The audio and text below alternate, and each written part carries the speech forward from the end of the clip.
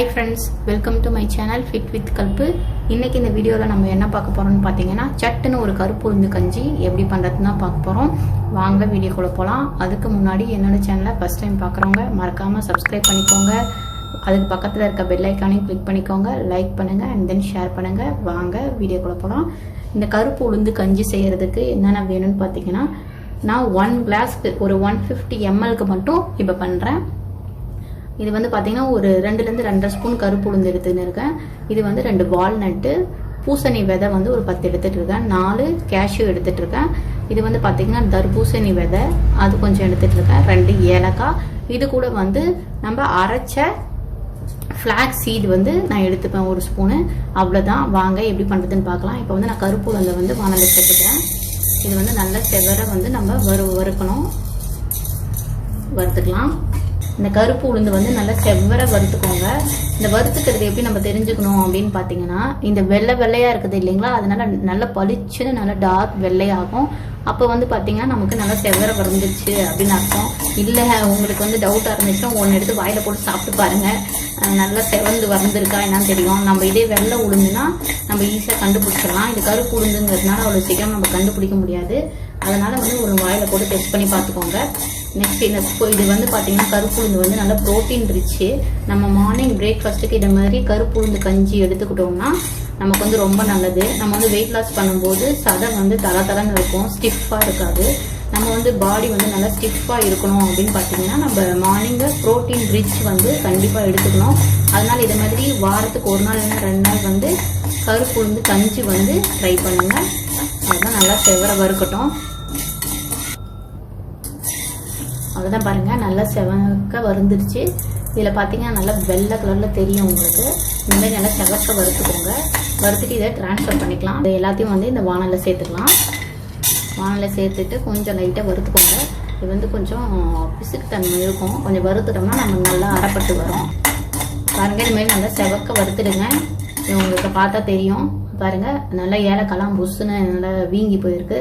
Plus வந்து பூசணிக்காய் இதெல்லாம் நல்லா வறுப்பட்டுருக்கு. அவ்வளோதான். இதை நம்ம வந்து பவுலுக்கு ட்ரான்ஸ்ஃபர் பண்ணிக்கலாம்.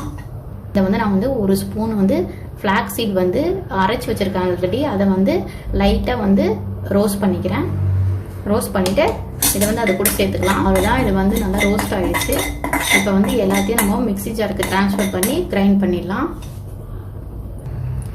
அவ்வளோதான். நான் எல்லாத்தையும் மிக்ஸி ஜாருக்கு வந்து ட்ரான்ஸ்ஃபர் பண்ணிக்கிட்டேன். இதை வந்து நம்ம இப்போ கிரைண்ட் பண்ணிட்டு வந்துடலாம். இந்த மாதிரி நல்லா நைஸாக கிரைண்ட் பண்ணிக்கோங்க. வாங்க எப்படி கஞ்சி செய்யுதுன்னு பார்க்கலாம். இது கஞ்சி பண்ணுறதுக்கு நான் வந்து 1 கிளாஸ் 250 ml இது கிளாஸு. இதில் வந்து 1 கிளாஸ் தண்ணி எடுத்துக்கிறேன்.